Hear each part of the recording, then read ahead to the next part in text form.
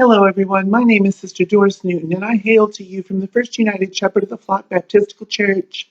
Mr. Allen has asked me to come here on this program and talk to you fine folks about the subject of love. Now, I never thought I would ever hear the words "I love you" in a romantic manner again after my beloved husband, Pastor Jethro Newton, passed away 10 years ago. But about a year ago, I woke up and I had this peculiar feeling. It was very awkward, as I recall, more awkward than when Whoopi Goldberg passed gas out loud on The View. It was that awkward gnawing that told me it was time. It was time to get up and go out and look for love. I thought about it as I sipped my morning coffee. And I thought, well, I guess I could try. So I decided to put myself back out into that dating pool that they talk about. Went online and created a profile on that website called Plenty of Fish. It should be called Plenty of Shit because I got nothing but responses from married men and men who were sneaking around doing nasty things. Well, you get the picture. Well, I would have rather licked toilet seats at the BMV than to go out with any of those scud buckets.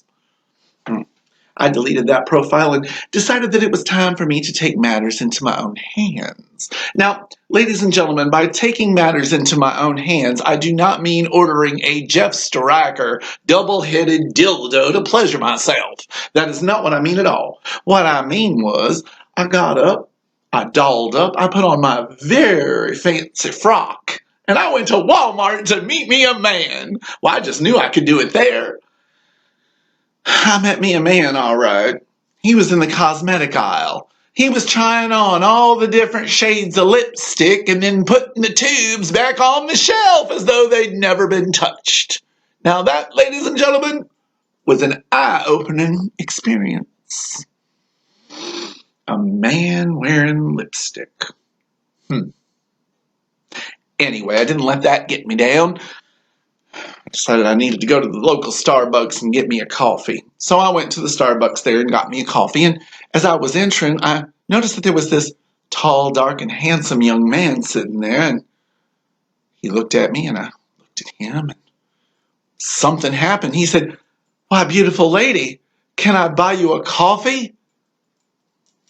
Well, naturally, my heart went all a-flutter. I said, "Well, sure, you can buy me a coffee, young man.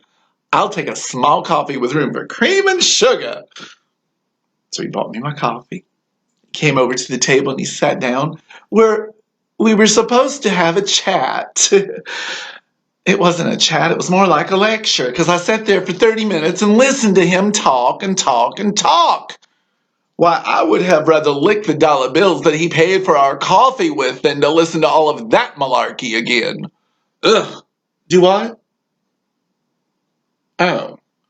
Well, I've been told that my time is just about up, ladies and gentlemen, so I'm going to sum this up in a couple of words for you. Just remember, as you're getting yourself out there and trying to find a man or a woman to have a relationship, that two words will ring loud and true.